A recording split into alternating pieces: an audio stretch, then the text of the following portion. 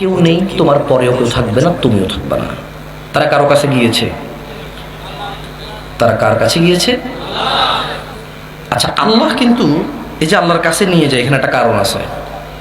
আল্লাহ বলছেন যে ফাযাক্কির, ও মুহাম্মদ ইবনে আব্দুল্লাহ সাল্লাল্লাহু ফাযাক্কির, এদেরকে আপনি উপদেশ দিন। ইন্নাকা আনতা মুযাক্কির, অতএব আপনি একজন উপদেশদাতা মাত্র। লাস্তা আলাইহিম বিমুসাইতির, আপনি এদের কারো কর্ম নিয়ন্ত্রক নন।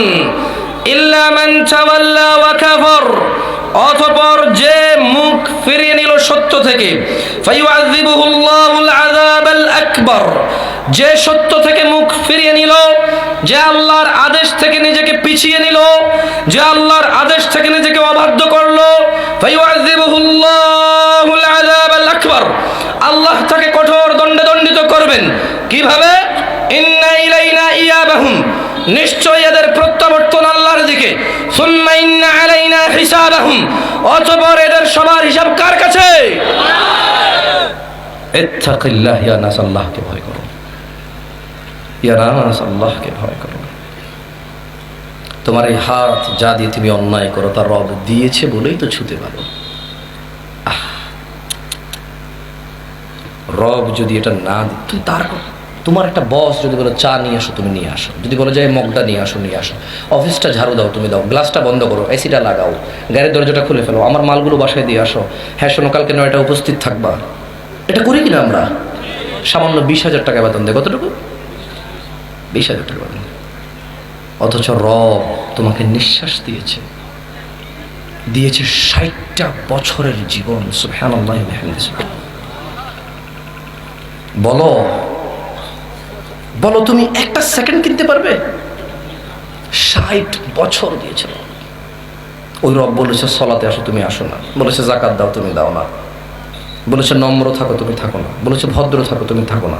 বলেছে তলিবুল ইলম ফরিদাতি আলা কুল্লি মুসলিমিন ওয়া মুসলিমা, বলেছে দিন আল্লাহ সম্পর্কে জ্ঞান অর্জন করা ফরজ, অনিবার্য, অত্যন্ত একেবারে খালাস। There is no other option, কোনো অপশনই নেই। এটা ফরজ, এটা জরুরি, এটা অনিবার্য, এটা লাগবেই। You can't miss it. দিনের শিক্ষা অর্জন করা তোমার উপরে ফরজ, মহিলা অথবা পুরুষ, তুমি ধারণা। তাহলে বলছিলাম, নারায়ণগঞ্জের মানুষ হয়তো রাগ করে, আমি জানি। আমরা অনেক সময় গরম হয়ে কথা বলি, আমি এটাও জানি আমরা অনেক সময় খুব উগ্র হয়ে কথা বলি। কিন্তু আমরা আমাদের আফসোস থেকেই উগ্রতা বের হয়। যদিও আমাদের উচিত আরো নম্র ভদ্র হয়ে কথা বলা। আমরা চেষ্টা করি, কিন্তু আমাদের দুঃখে কলিজে ফেটে যায়।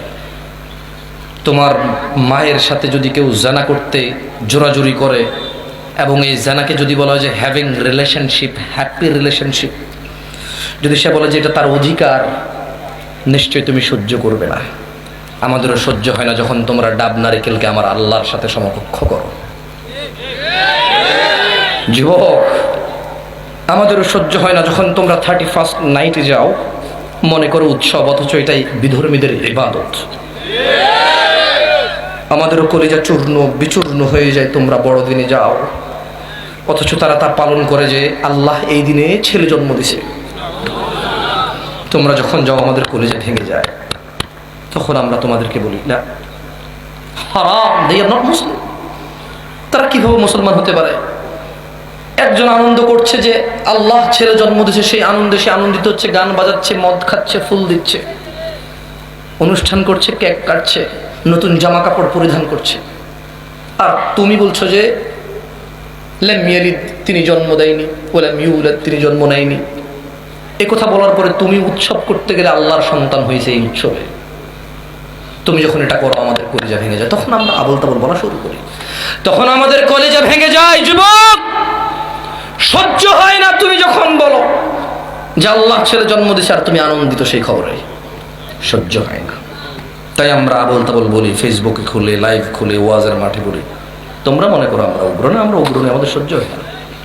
শেখ হাসিনাকে কিছু বললে যেমন আওয়ামী লীগ নেতার সহ্য হয় না, খালেদা জিয়াকে কিছু বললে যেমন বিএনপি নেতার সহ্য হয় না, যেমন গৌস, কুতুব, পাক, দরবার, দরগা, দুর্গা, এদেরকে কিছু বললে ওদের অনুসারীদের সহ্য হয় না।